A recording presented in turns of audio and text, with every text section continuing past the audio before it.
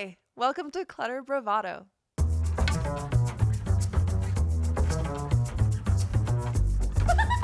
Yes, and it's the energy.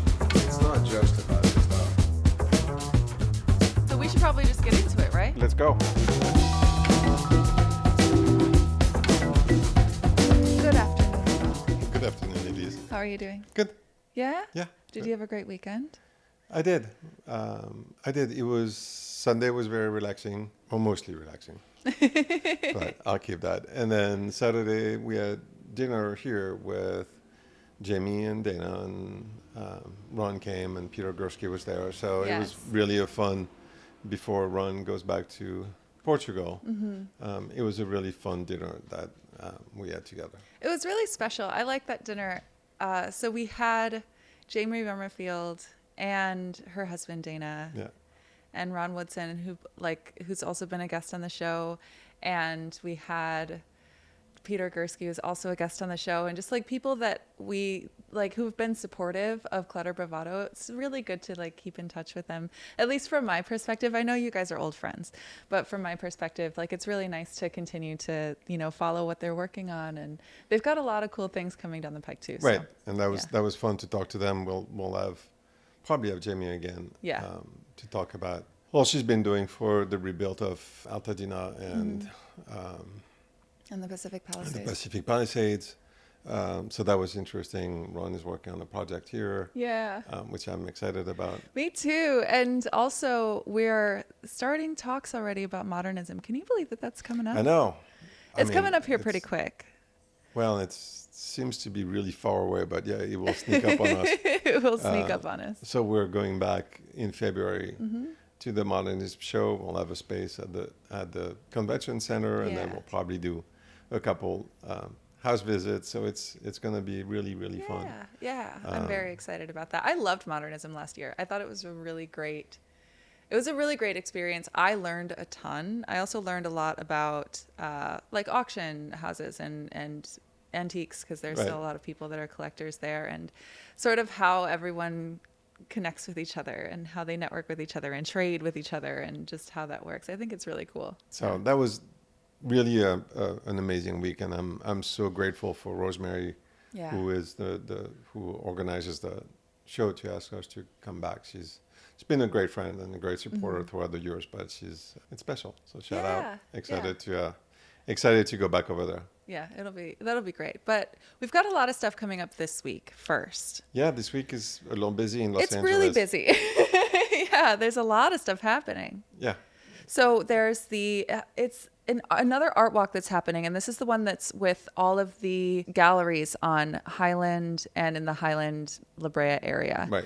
So this is including Apparatus and Pucci and Blackman Cruise and BDDW and all of these places that have really beautiful showrooms that otherwise, if you don't know that they're there, you wouldn't be able to find them very easily. They're a little hidden, but They are. It's really cool. they're famous enough that people find them. Yes.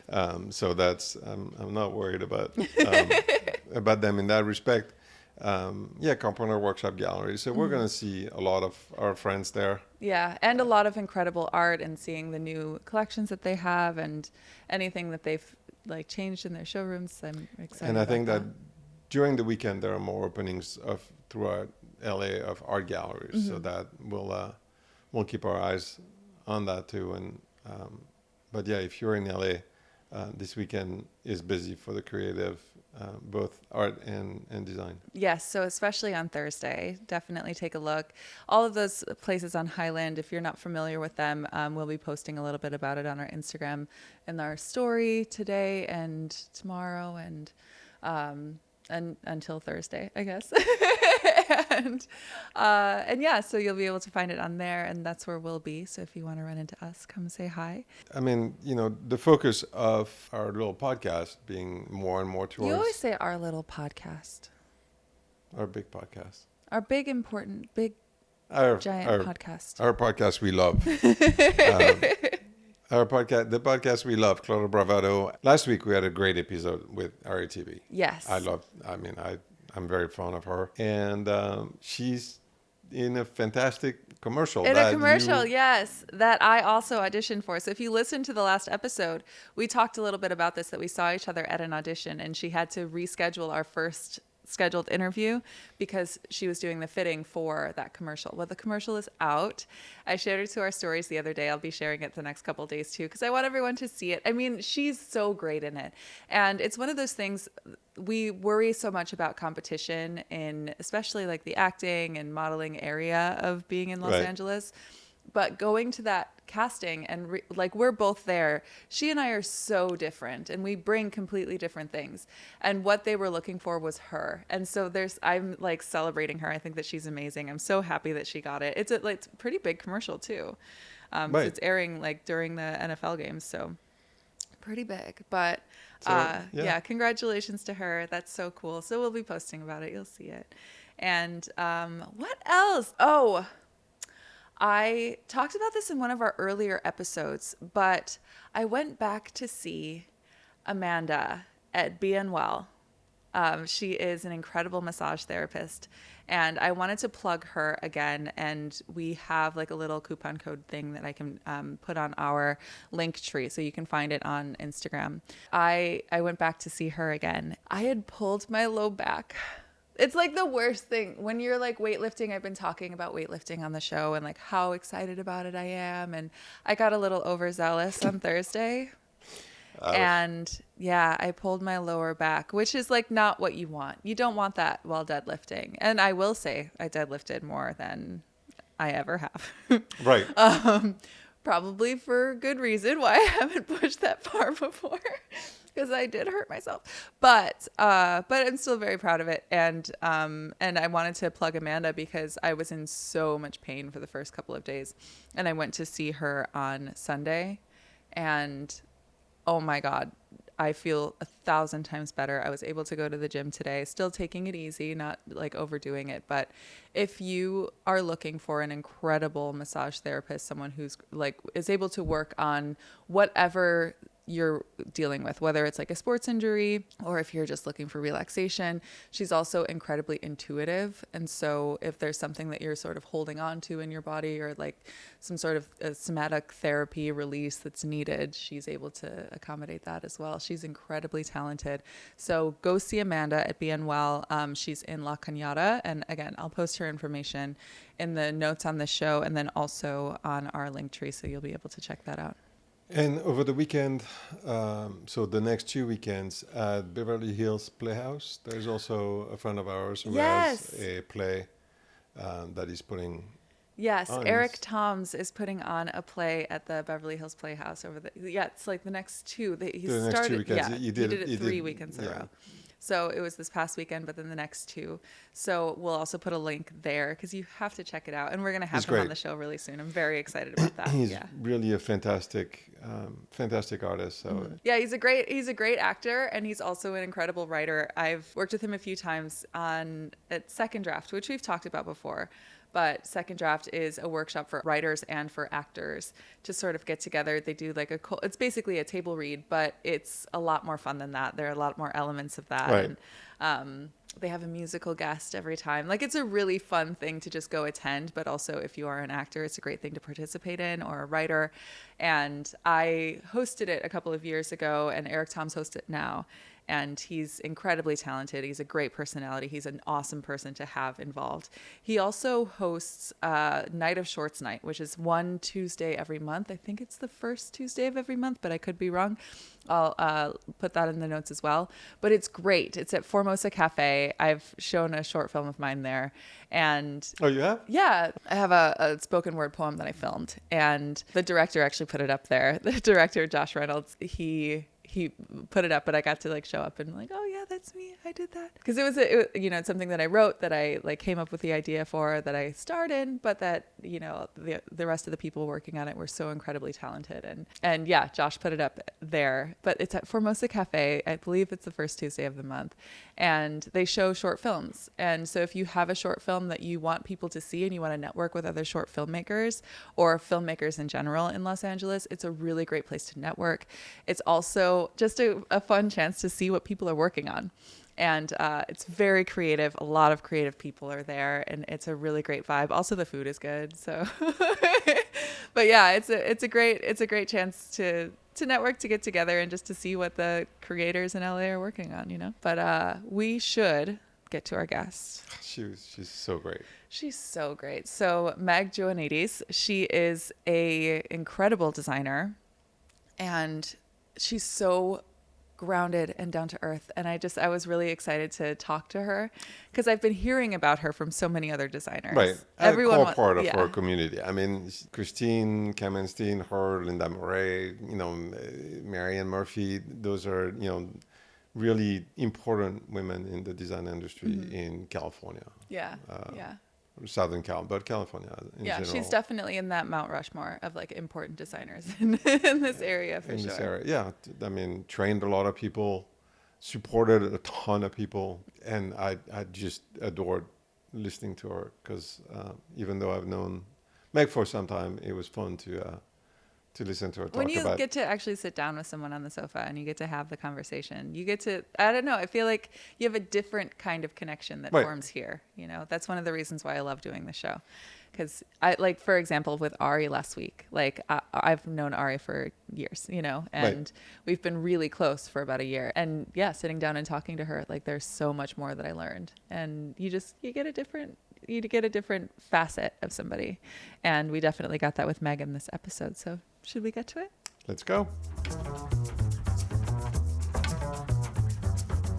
Hi, this is Elyse from Clutter Bravado podcast. Clutter Bravado is an independent podcast, and as any independent artist will tell you, getting off the ground is a little challenging. If you like what you're hearing, please comment, share, subscribe, support us in any way that you can on the platform where you're listening. And follow us on Instagram at Clutter Bravado for exclusive clips, events, and giveaways. We quite literally could not do this without your continued support. So from the bottom of our hearts, thank you so much for listening. Tell your friends, and please follow and subscribe so that you can be the first to have access to our latest episodes. Now, back to the show.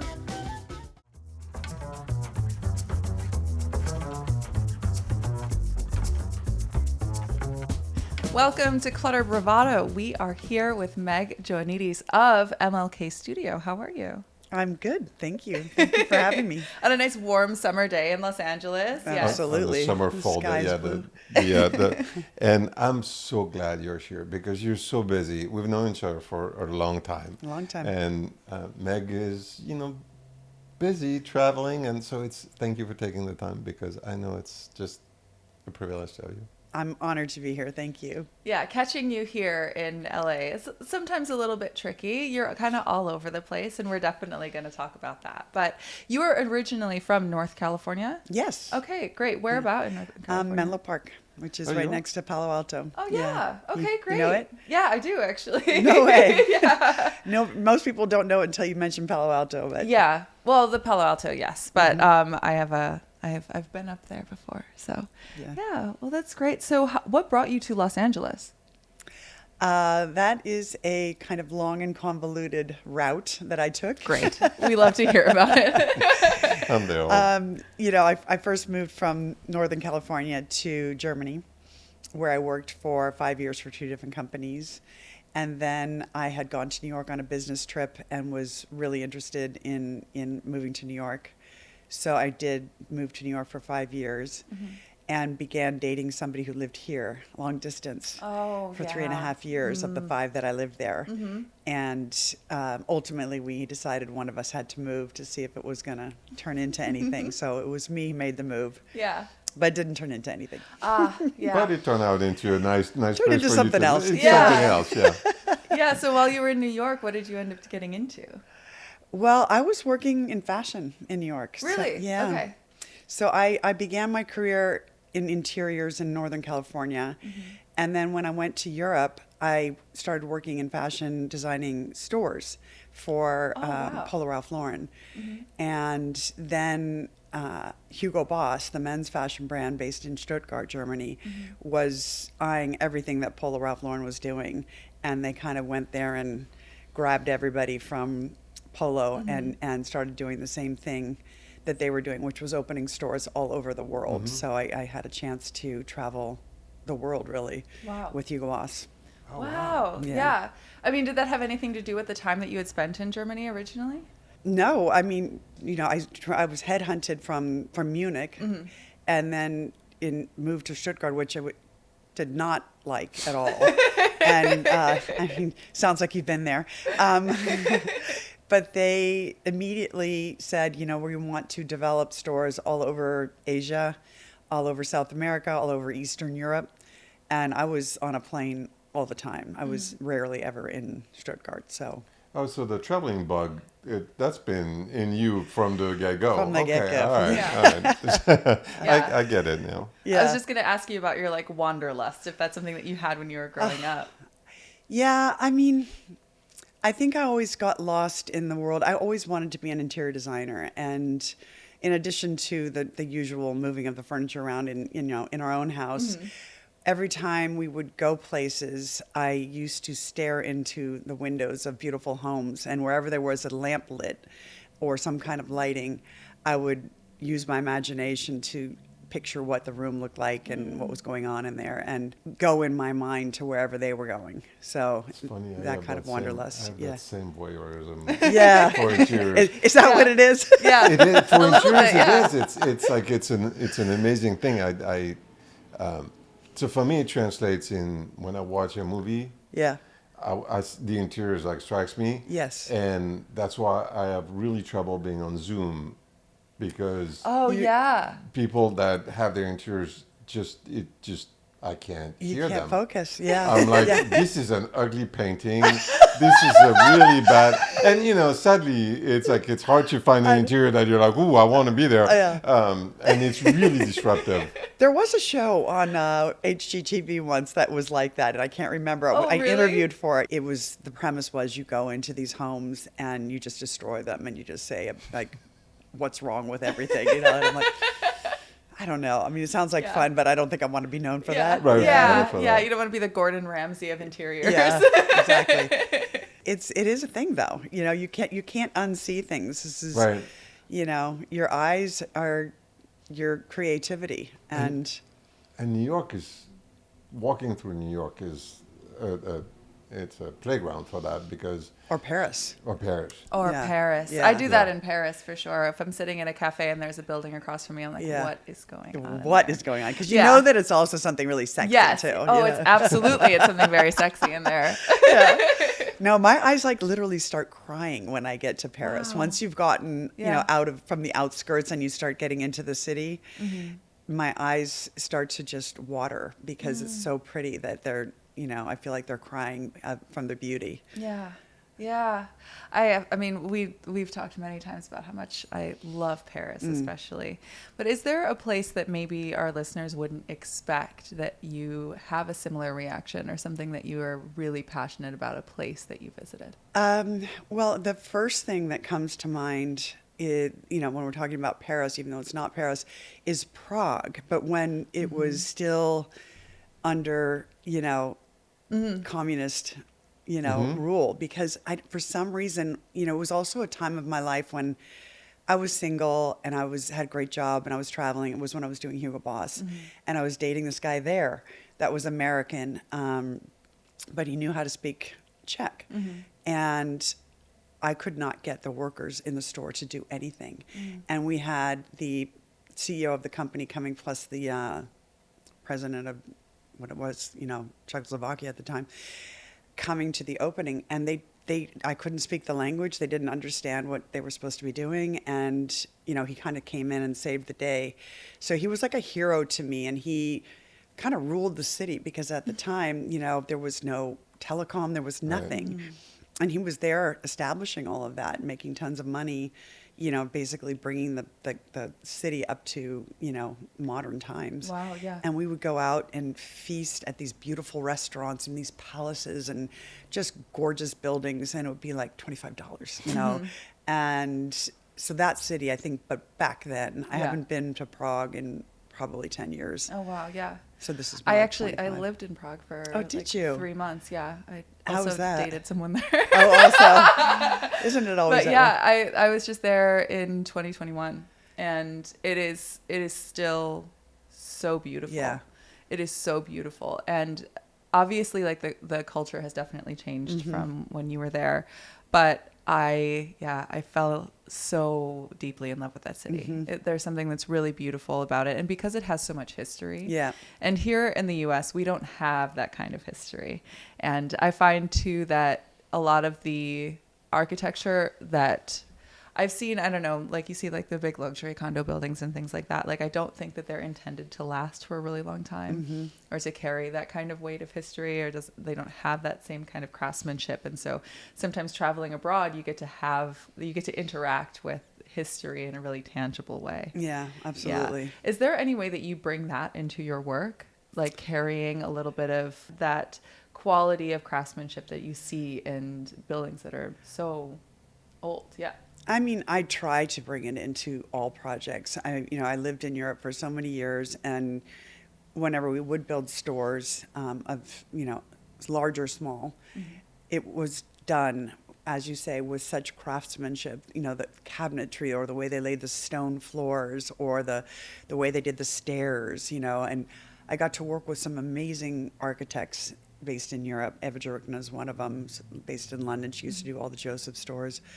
And you would see how they would interact with the people that were building what they created. Whereas here, I feel like it's almost made out of cardboard. I mean, Yeah, yeah. and it's somewhat disappointing sometimes, but you also just sort of get used to it. It's just, it's a different level of understanding of what something's supposed to be like. And you can't get hung up on this. This is what I've learned a lot about in the last, let's just say, 5 years, of not freeing my soul of these kinds of worries, But I try to bring that level of detail and that level of craftsmanship into every project. And you try to educate the people that you're working for that don't see it. Yeah, yeah. That's another thing that I've noticed too, is there are a lot of clients, especially like in LA, they don't really have that like historical knowledge. I haven't done like the research and like the history of even like LA architecture sometimes.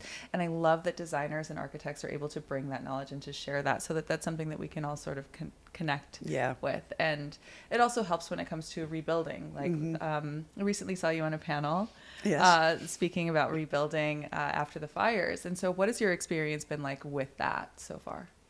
With the rebuilding of the Palisades? Yeah.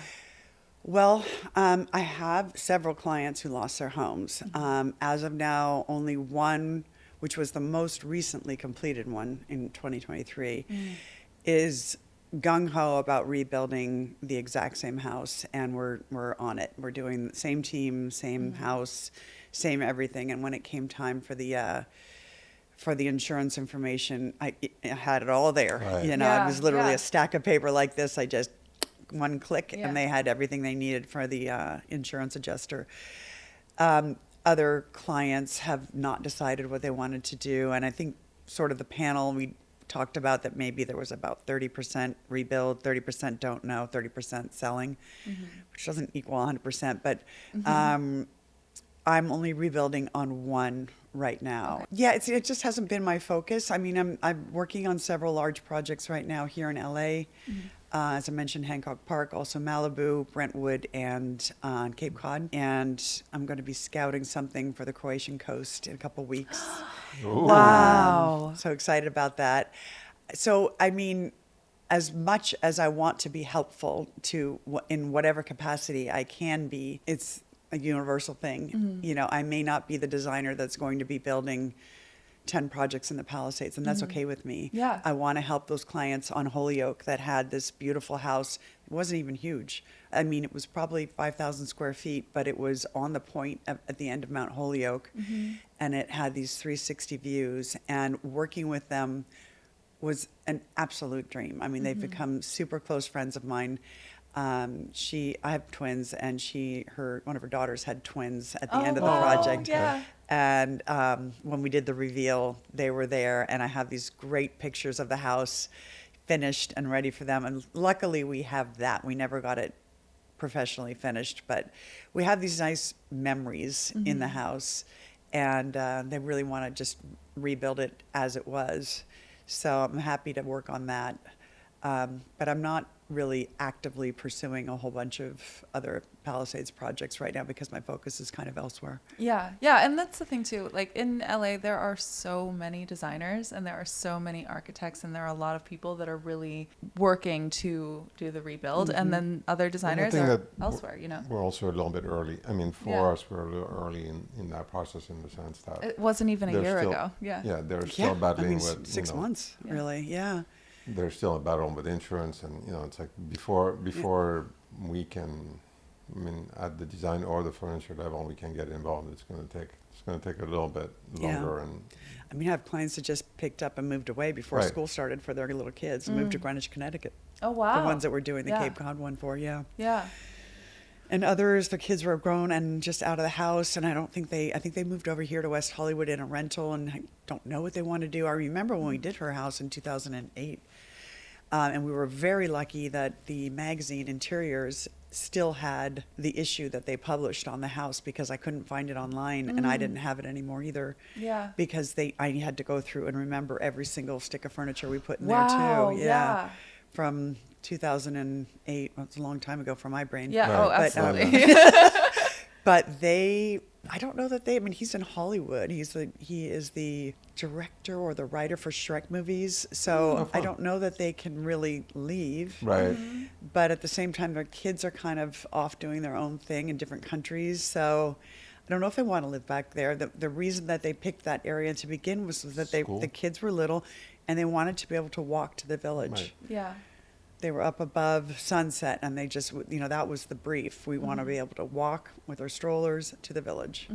And now that whole area is gone. I think this place is going to take time. It's going to be rebuilt, and I think that it's probably going to be a new Palisades anyway, Yeah. with new people, and Yeah.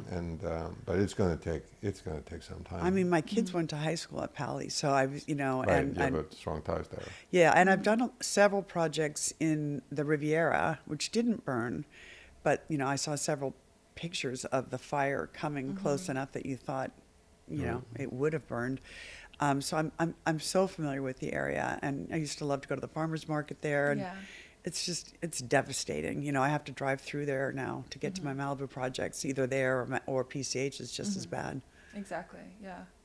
Yeah, and it's a real tragedy, and like I said, like there are a lot of designers that are really like making that rebuild really happen. Yeah, and I admire them for that. Yeah. That's fantastic. Yeah, and that's another beautiful thing about Los Angeles is that when you have something that's like so devastating like that, there are people that are immediately in action.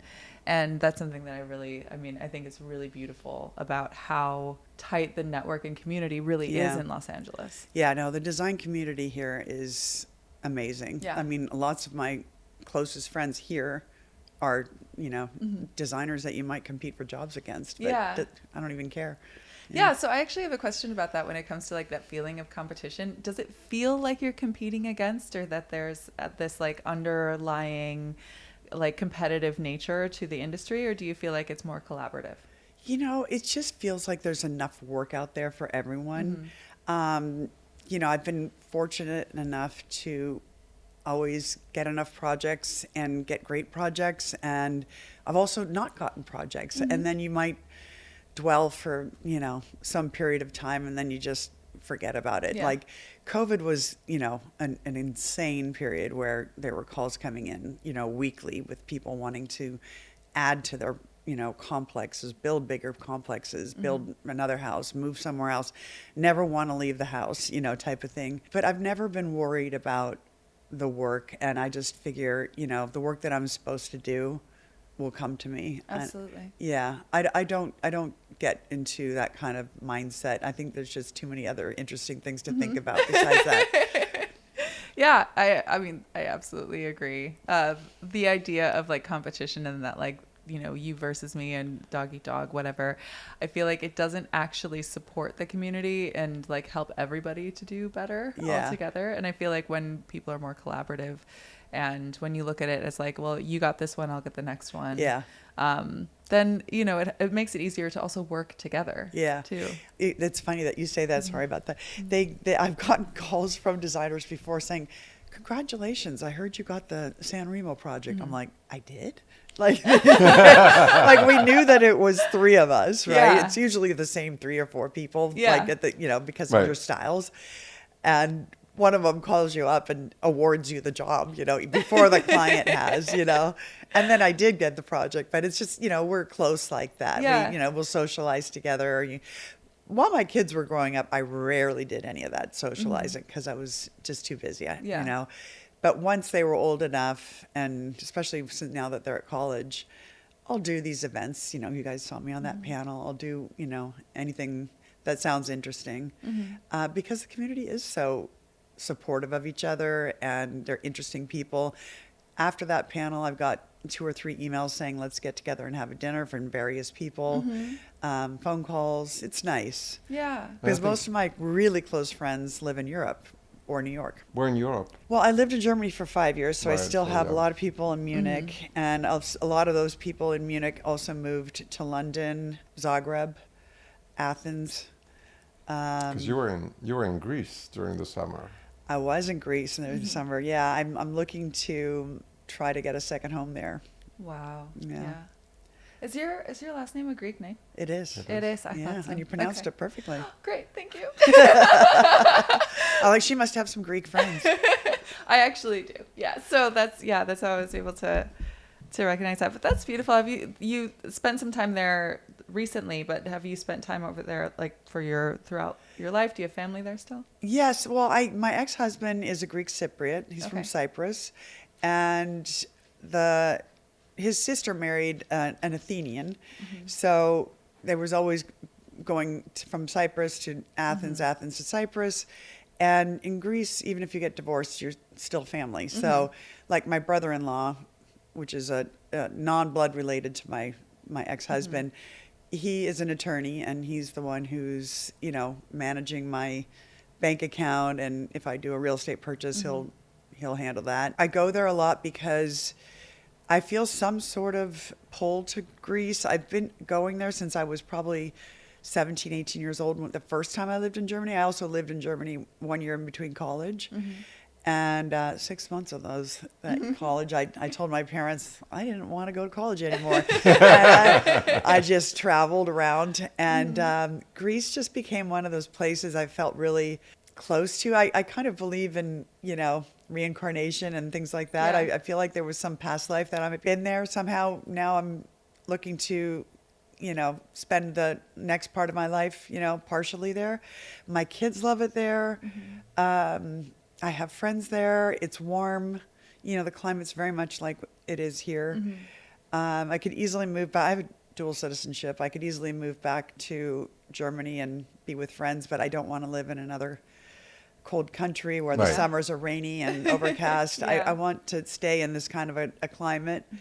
You're in a 20-minute flight or a 45-minute ferry. You can be on any kind of an island or farther than that. There's so much really that you can do from that point. There's a lot of business, not necessarily. I mean, they are doing a huge development at the old airport called Helenikon, but there's a lot of business to be done, like in Dubai from Athens. It's such an easy flight. I think it's a 4-hour flight from there. So a lot of Greeks do business in Dubai, and Dubai is doing really well. There's lots of opportunities there. So I'm just kind of, I have freedom right now. I'm going back to that wanderlust sort of. Yeah, Yeah, it's fantastic. yeah. And I think that the Mediterranean basin is a cool place. I mean, if I may say so. If you may say so yourself. Yeah. I say so. I'm going to go ahead and agree. And I would like to go back there at any time. It's so beautiful. I've actually never been to Greece. That's one of the places on my list. Yeah. Okay. We I got to really- I change know. that. And I really want to go there. When you get your house, I'll come to your house for me. How's that? Yes. I've already promised that for everyone, but Right, yeah. there's Perfect. room for We're gonna- everyone. We'll book a, I'm sure that And there I, will be. listen, the other Saturday morning I woke up and I'm like, does it have to be Greece? And I was like, looking at the map, and Right. I'd moved to Paris in a second too, but I don't speak French. I don't know anybody there.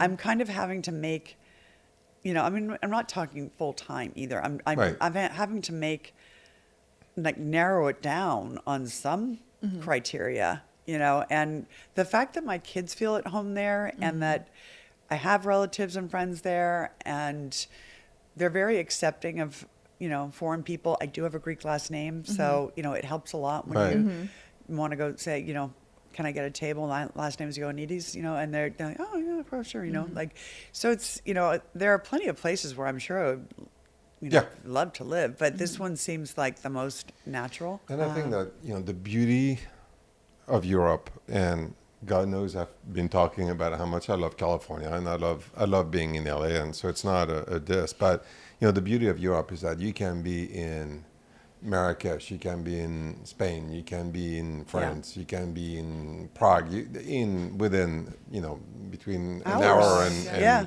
and 2.5 you, hours. You could take a weekend bag with you. Right. You don't have to think about it. And that's something we don't have here. I mean, Yeah. it's like 2.5 hours you're in Palm Springs. Palm Springs. Which is I'm not awesome, dissing but- California. Yeah. It's been a great place for me to raise children, and my work has been incredible here. I would never say anything bad about Southern California, even though I'm from Northern California.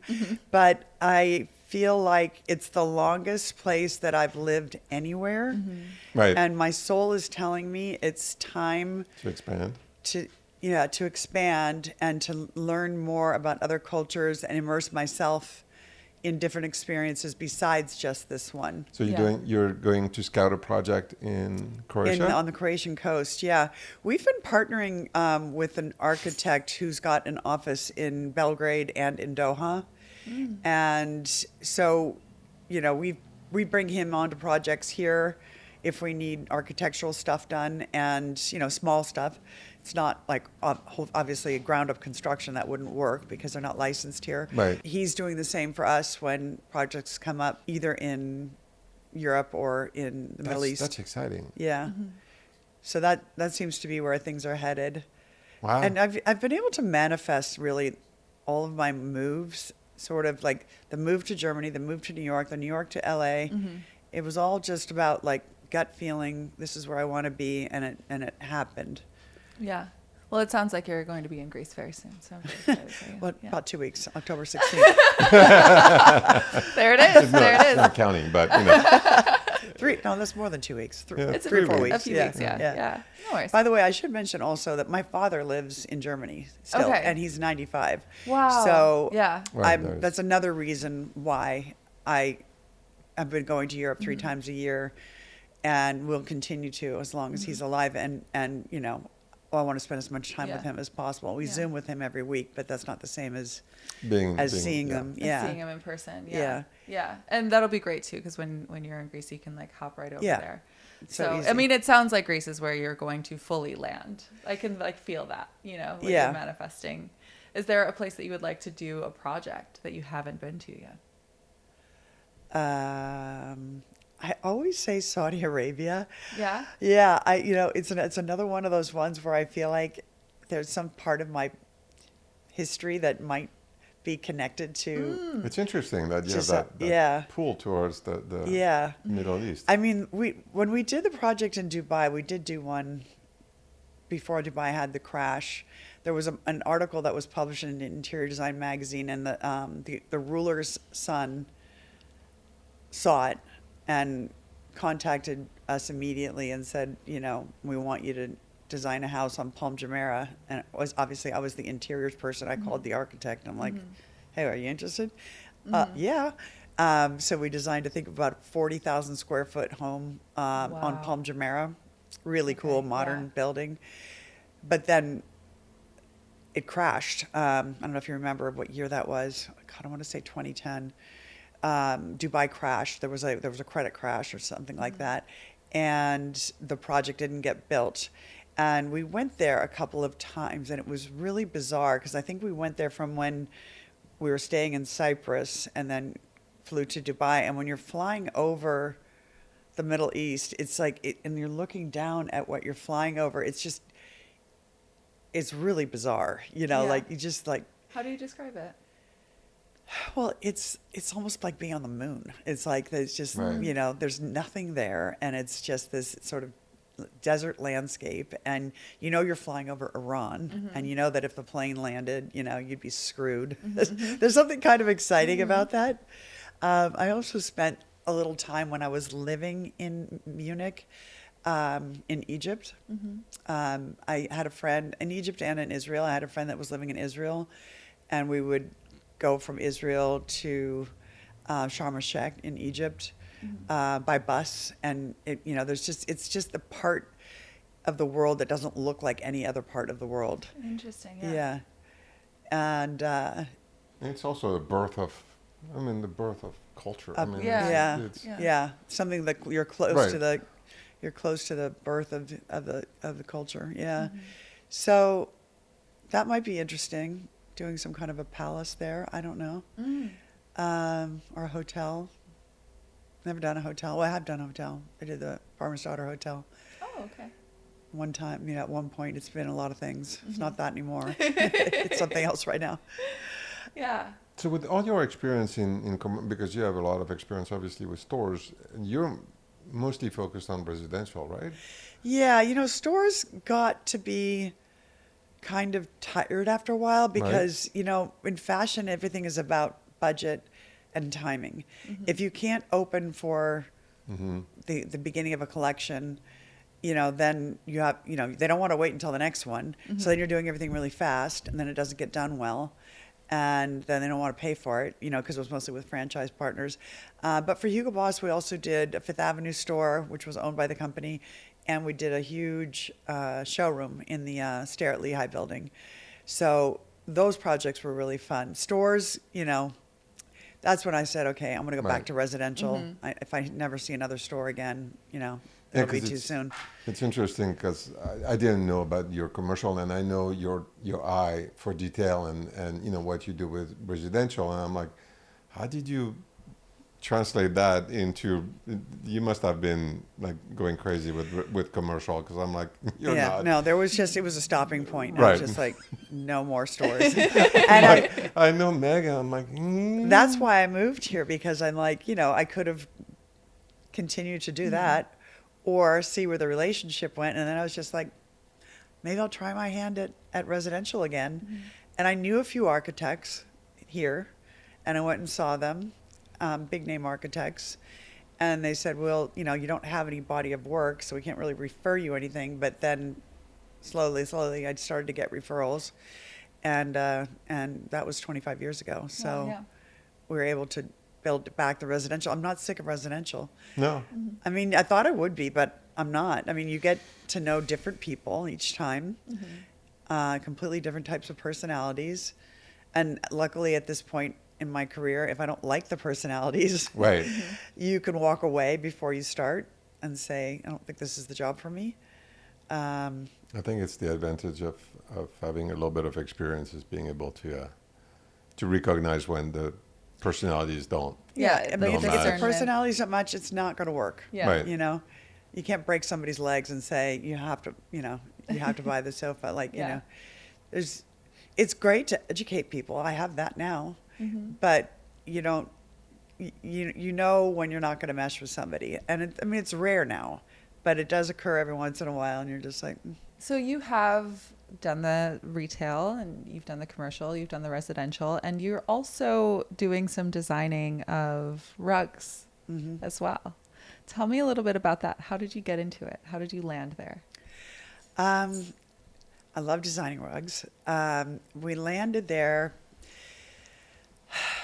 I don't know if so Christopher Farr, we do a lot of business with Christopher Farr, and Joe or Chris might have asked me just, very casually many years ago, well, why don't you, design some rugs and we'll make them. I did involve them in that Dubai project where we did a whole bunch of custom designs for the Dubai house. I mean, that size house required a lot of rugs. Absolutely. Those are not the ones that I'm talking about, though. So we had a lot of fun doing that together. And I think they said at that time, maybe you should do a collection. And we came back from a trip from Sardinia one time, and I was looking at our photos, and that's the back of the day when you printed photos. Yeah. I still do that though. I have You like do? I have a film camera that's like a little point and shoot that I love to take with me anywhere I travel. Yeah. I started to see that again. Yeah. But I printed them out, and I'm like, and I put a piece of trace paper over it, and I'm like, you can make rug designs out of these. I mean, it's just like, it'd be like a pathway or I don't know what. Oh yeah. So I started to see rugs in all the photos, And I showed them to those guys, and they're like, interesting. And then I was taking hikes in my neighborhood. I live up in the hills, and like Sunset Plaza Hills. Okay, yeah. And I'd start to look at the asphalt patterns, with cracks in the asphalt. And I'm like, this is weird, So I take all these pictures with my phone, and we traced on trace 3 or 4 different patterns of this sort of asphalt thing, and that is what Chris Barr was attracted to. He's like, this one is going to work. And so we started coloring it and making it, and I've used it in several projects, and apparently, some big name designers have used it, and it's part of their collection. It's on their website. And I just, have been having conversations. We haven't had enough time to focus on it, but I now have just decided, you'll probably attest to this, Laurent.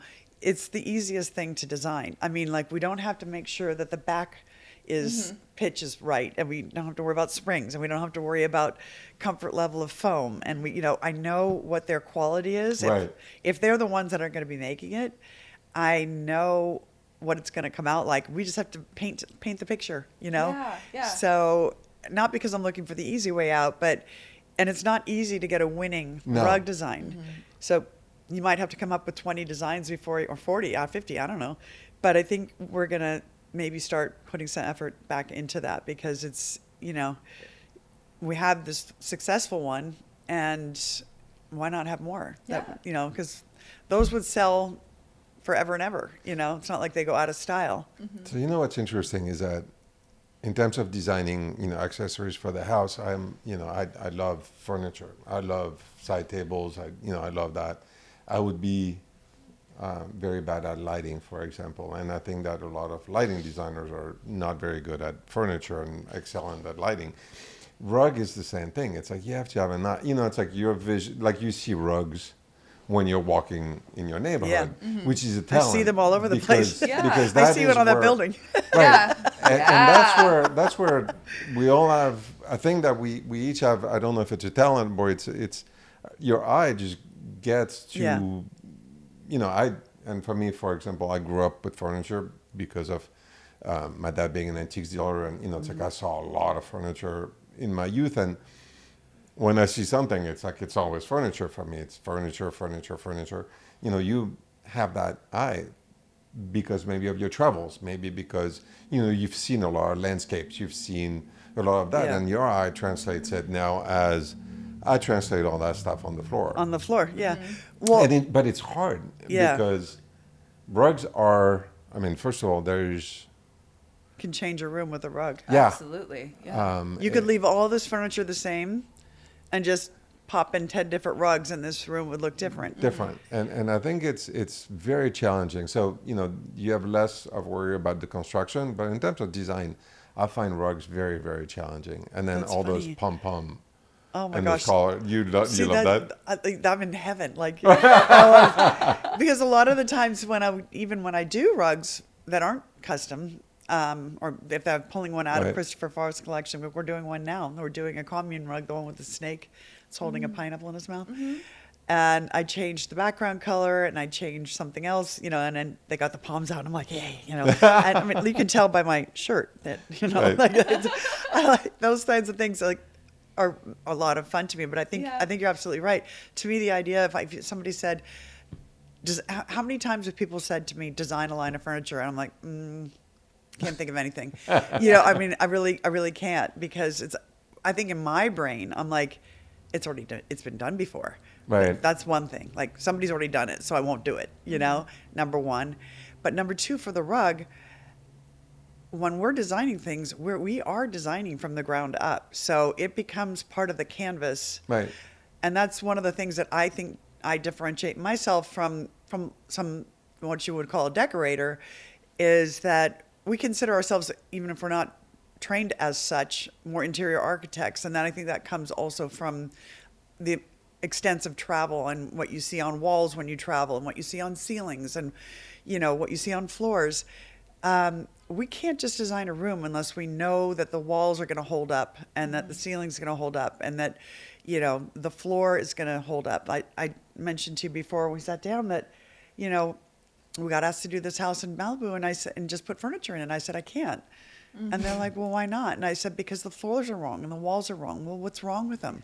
Yeah. I said, well, the walls are all khaki, and Oh, yeah. and the floors are like wavy mahogany, Oh.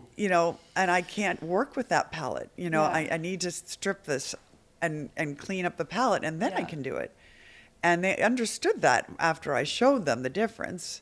They're like, oh, But then the rug is the first thing that we lay down. And so that forms then what shapes are we going to do? Right. And what's going to be on the walls? A lot of people will start with fabric, or they'll start with I don't know, a piece of art or the drapes. So I don't know what, but we always start with the floor. Wow. Yeah. Yeah, it's interesting how we all have Like very different very approaches. different approaches. The my impetus would be a piece of art or window treatment, for example. I'm it's like that's I'm kind of fascinated by these window treatments with that big, big. I Yeah, love that it. was Kimberly's beautiful. genius idea. So Very for nice. those who are just listening to describe it, it is almost like a big long pom pom on the side of the drapes that are on either end. And I would have they're never so thought of fluffy. using that way. See, I Yeah, just got So- an- it's so Samuel and beautiful. some. Yeah. But it's amazing how each one of us. We were talking to Kevin, and Kevin is lighting. That's where his talent is. That's where his Yeah. eye is. That's where his passion is. We went to see Elyse and Berger Oh, a yeah. couple days ago, and Nice. at our design office with all the glasses. Yeah. That the glass that's around her, and you can feel that she Yeah. breathes Yeah. that glass. She's just like Yeah. that's her thing. And for you, it's like I can totally see. I just bumped into her at the flower store the other day. Oh, really? Yeah. Yeah. It was funny too, because I didn't recognize her, even though I'd met her before. Yeah. And she started talking to Oliver Firth, Mm-hmm. and I'm like, wait a minute. and I was talking to her dog. Oh, my And- gosh, cute. And then she's like, well, who are you? And I'm like, well, who are you? And then we ended up having lunch with her and Thomas. She's lovely. Mm-hmm. But lighting, on the subject of lighting, is so important in a Oh, space, as you already know. Yeah. All right. I mean, one thing I tell people in jest when we start a project is, I'd rather see you hire a lighting designer and just put excellent lighting in this house than leave it empty. Oh, yeah. If you're not going to do the whole thing, Yeah. just do the lighting. Yeah. See ya. But I tend to disagree. Just do the furniture. Call us. Sorry to our friends, lighting designers are out there. But, lighting is fantastic. And I think what I love is Yeah, I the love him. quality of Yeah. lighting that we have in California and then, in the U.S. I'm impressed. Yeah. I mean, there's some real talented people.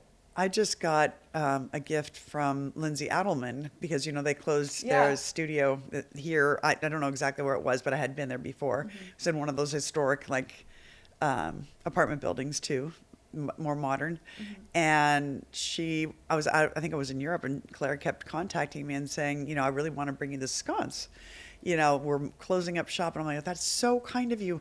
And I'm thinking I'm going to be moving out of my space, and I don't know if I have use for it, and I just was traveling still. And then when I got home, I went to bring my son to college, and she kept tracking me down. She finally caught me at the new space, and she brings me this sconce. It's unbelievable. It has this purple spike, and then a couple of globes, and I'm like, I have nowhere to put a sconce. So I'm like, wait a minute, I think that's a J-box in the ceiling, and I just turned it into a ceiling mount. Oh, wow. Yeah, and it looks so cool because this office, doesn't have cool otherwise lighting in it. It doesn't Right. really, I mean, I told you the CEO of Gracias Madre, it was her space, and it had such great energy.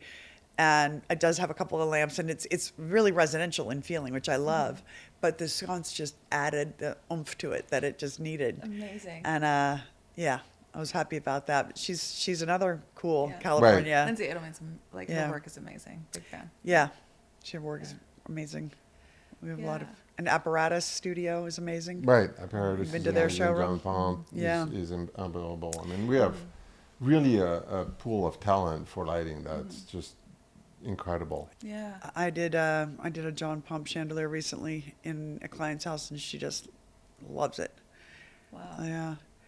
There's his work is, we've had him on the show from D'Souza Hughes. We went up to the D'Souza Hughes showroom in San Francisco. Okay. And we did like a live interview with Alison Berger and John Pomp and Jonathan Browning. Oh, nice. And so it was a really special trip that we were able to take up there. And I loved interviewing him because he's fascinating, and he's also like, he just says yes, like, yeah, let's give it a try. Like, let's see what happens. And it's Talking about John? Yeah, it's so yeah. innovative. Yeah. You know, it's really, his work is really special. Yeah. But we do have to get to lunch. Okay. So we're going to wrap up here a little bit. But there Okay. are 3 questions that I ask all of our guests. So my first question for you is, what is the messiest place in your home? By far the mud room, which is where I keep all the shoes because I don't allow shoes in my house. Okay, got you. And I have a shoe fetish. And even after telling both of my children, get rid of what you're not taking to school or it doesn't fit you anymore, there's still nowhere near enough room for all the shoes. And that doesn't mean that I wear them all the time. I just like to look at them. And I've even given a lot away and they're still there. Wow. I think what happens is I continue to buy them. It's probably there's Probably that. there's So that, yeah. yeah. that can be a mess sometimes because they're doubled and tripled up sometimes. Oh my goodness. Usually when I come back yeah. from a trip. Yeah. Oh my gosh, I love it. I love it. But the rest of the house is tidy. Okay. I was going to ask you that too, because like we'll sometimes have designers who are like, oh yeah, I'm like really organized except for this one space, and then some that are just like, a little bit like. No, like because I'm designing so much, and actually sometimes you're not. Sometimes you're on paper, and sometimes you're this and traveling. But my space needs to be in shape or tidy. Otherwise, even if I get a delivery, I'm like, there's a box there. Right. Yeah. So get that box out of my sight. Yeah. But no, the mudroom is down below. Nobody can see it, including me, except for when I leave. And then I'm like, what the heck? But then you're like, yeah, I'll be back. I'll do it when Yeah. I come back. Yeah. And Yeah. I get it. My second question for you is, what is your favorite space, either in your home or in a space that you've designed? Anybody's amazing bathroom, Okay. because I'm a bath freak. I take a bath every night.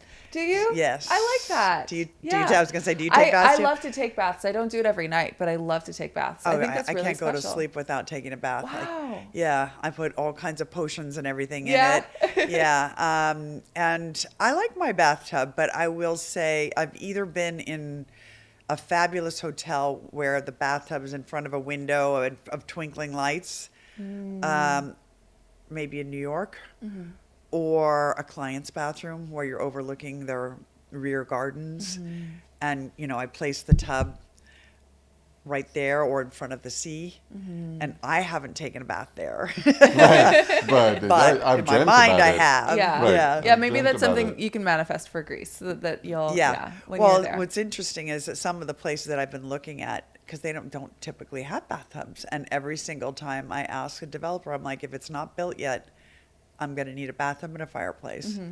Wow, So yeah. they don't have to be in the same room, but I'm going to need both. But they could be in the same room. They could be in the same room. That would be, that'd be like, And I have been in bathtubs that have had fireplaces Oh, in yeah. them. But yeah, I'm a bathtub freak. Oh, that's great. oh, wow. I didn't know that. We went to the showcase house. I was thinking of the Showcase House as well. The Showcase House in San Francisco this year, they had, like, the bathroom there was it amazing? so gorgeous. Ah. It was I believe it was an acrylic tub, actually. Yeah. But it was this translucent or really transparent, but it was like a colored. That's so It was funny. beautiful. Because I designed a bathtub for a client I'm working with again. I did their house 23 years ago, and now we're redoing certain parts of it, including the master. And Kevin takes a bath every night, and so we're leaving that. But I created that bathtub from scratch, which Oh, that's wow. when I was at the beginning of my career, and I'm like, what am I doing making a bathtub? Like it took literally like as long as it would take to bake a baby. Oh, wow. And it still stands, it still works. Yeah. It's acrylic or Yeah. it's resin. Yeah, resin, yeah. Resin, and it's clear, but when it's clear, it's almost like a purplish color, and then it turns colors because he's kind of a psychedelic person anyway, so he likes it to change colors. I like the bath because I do yoga almost every day, and Okay. it's a great for either magnesium or Epsom salt too. Yeah, it is great. Last question. We'll wrap it up. When you walk into a new space, what is the first thing that you look for? The first thing that you notice? Definitely the lighting first, and then the detailing. Okay. For example, while I was waiting for the elevator in your lobby, I'm looking up at the plaster, I guess, moldings, and I'm like, wow, I didn't really so much notice the lighting because it's so bright out today, or at least when I walked in the door. But I was like, I mean, most of the time I come in here, when you're having an event, and it's just straight up, like, who's going to be here? Are we late? Are we going to, and I've never really paid attention, but details are super important. Yeah. But lighting, if it's a badly lit space, I'm out. Yeah. Like, I'm not going to Japanese barbecue in a strip mall. Sorry. Can't do I love it. Yeah. I I love Japanese barbecue. Yeah. Or not Japanese, Korean barbecue. Yeah. But no, I can't sit under those lights. Like, it hurts my eyes. Yeah. There's a place that's really close to here that has the best food and the worst environment. It's like sitting in there. It's like tile floor. It feels it does not feel cozy. It feels the opposite of cozy, but the food is so good. Why don't you just get takeout? Yeah. Right. And Come eat it back here. Yeah. Yeah, exactly. We'll do that. They do like a whole presentation and this whole thing. I can't remember what it's called, but it is Songnan-dan. The food is so good, and I hate going there. But there's like a couple other places that are like nearby that like they might be in a strip mall, but when you walk in there, you feel like you're in a completely different country. It's really cool. Yeah, I probably shouldn't have said only strip mall, but just, Yeah. No, that's I know what what I you mean. think Yeah, of when I think of the exactly. bad lighting, like Yeah. the fluorescent lights, and you want me to eat here? Yes. Like, no. No, I I can't can't- eat under fluorescent lights. I just Can't got do back that, from New York last week, and I mean, I was out to dinner every single night, and one after another, beautifully lit space, and it's just like, you can kind Yeah. of just stay here forever. New York is spectacular for Yeah. that. I have to say that the nightlife, I mean, everybody's out. No one cooks in their house over there, but Yeah, no, let's just go out. the restaurants are pretty spectacular. Yeah. So the kids one is at school in Arizona, right, in Tempe, and the other one is At NYU. okay. So that's Yeah, that's part that's of why I the, was in Yeah. New York last week. right. So, yeah, they're spread apart, but at the same time, they're very close. So they talk, and we talk. It's weird. Like, this was the first year that I'm like, wow, they're like becoming really independent. Like last year, I didn't think so, and this year it's just like, well, I bought a car. I'm like, what? Like, did you get insurance? Why do I need insurance? Oh, no, you need insurance. Yeah. So I still have a use. Yeah. But I'm feeling less and less useful, It's- which is, I mean, we still have obviously our bond, Right. of, You don't always have that. It's and they'll funny. always have that. But it's funny because it kind of gives me license to move on and do something for myself now. It's an interesting. Chloe, my daughter, was in town Yeah, for the remember weekend. you have a daughter. Oh, she And- was here? Yeah. Where does she but live? She lives in San Francisco. Oh, in the city proper? Yeah. Oh, my sister lives there.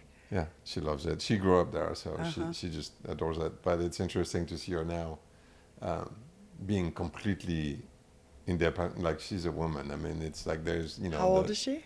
She's 26, and they're really fun. But it's interesting because we were talking to Christine, who dropped off I know. her children the for the first time, and so there was a little bit of that, a little bit more trauma. But it's it changes. I mean, look, it's interesting. We were hanging out a couple of weeks ago with people who have an 18-month-old, and I could see the trauma of the new parent. It's like the kids crying, and they're like, freaking Yeah. out, or.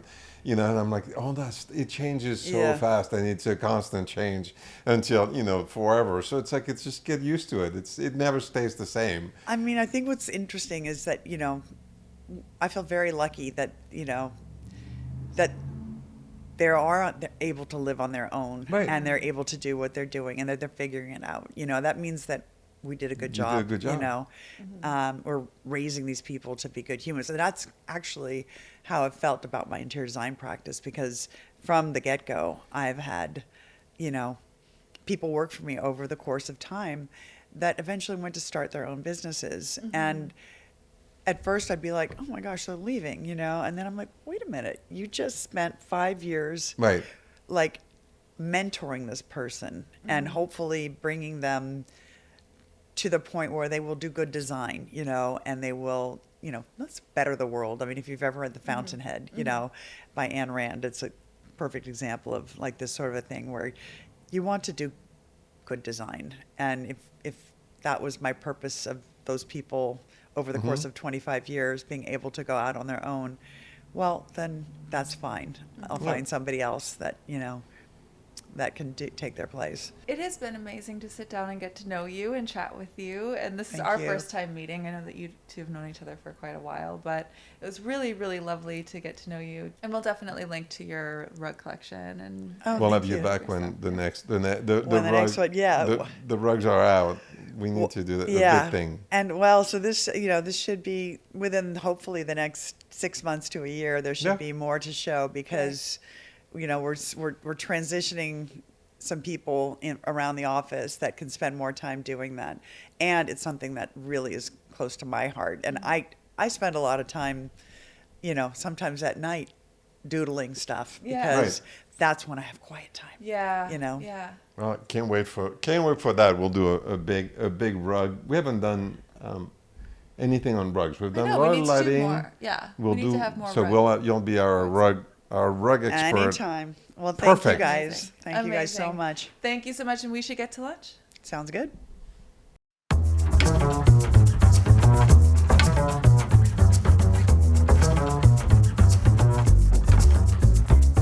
Clutter Bravado is filmed on location at the Kimberly Denman showroom in Los Angeles, California. For inquiries about our furniture, a directory of our guests, or just to reach out with questions or comments, email us at clutterbravado@gmail.com. And don't forget to follow us on Instagram at Clutter Bravado.